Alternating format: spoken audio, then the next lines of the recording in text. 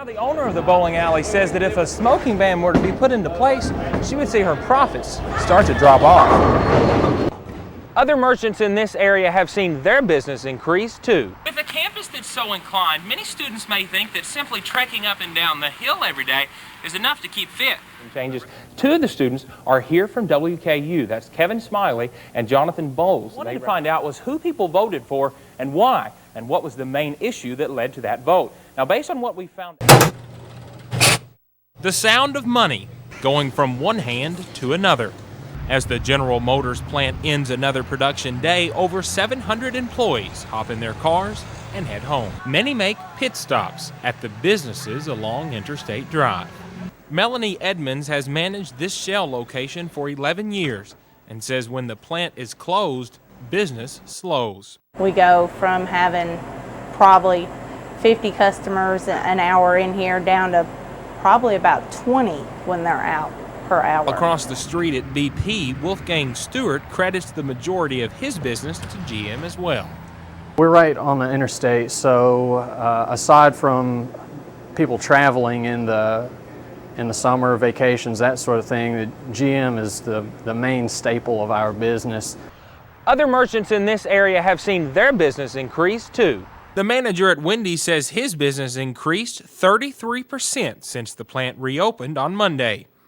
All of these businesses are glad that the GM workers are back and coming through their doors once again. Bowling Green residents voted. The precincts closed and the ballots started to roll in at the clerk's office. As the numbers were tabulated, many local candidates gathered upstairs up above the clerk's office to closely watch the numbers. A surprise came for incumbent Commissioner Brian Slim Nash as it appeared that he would lose the race. But at the last minute, when the last few precincts were reported, Slim got a sudden surprise. Nearly unbelievable. I stood there for several minutes continuing to look at the tabulation screen, even though it had rolled by. Slim went home a happy man. I love being a Bowling Green City Commissioner. Now on to a race that grew a lot of attention in Bowling Green, the race for mayor between incumbent Mayor Lane Walker and challenger WKU economics professor Brian Stroud. It didn't take long for Stroud to realize that he wasn't going to win. He conceded. A disappointed Stroud tried to use humor and thanked everyone for their support. I'm proud of the way we handled the campaign. Most people, when they try to knock off incumbents, engage in a lot of mudslinging and negative attacks. And my campaign focused on issues, and I tried to lay out issues to voters, and I'm proud of that. Meanwhile, over at Lane Walker's house, a completely different atmosphere. A celebration was underway. I feel so great tonight. I had an incredible group of supporters, friends, family who surrounded me tonight as we watched the results come in. And I felt very good about that, the percentage of vote that I received. It's a typical Saturday night at Southern Lanes. The place is packed with both young and old alike, all of them hoping for a strike. The room is filled with noise, balls rolling, pins falling, and the excitement from the bowlers.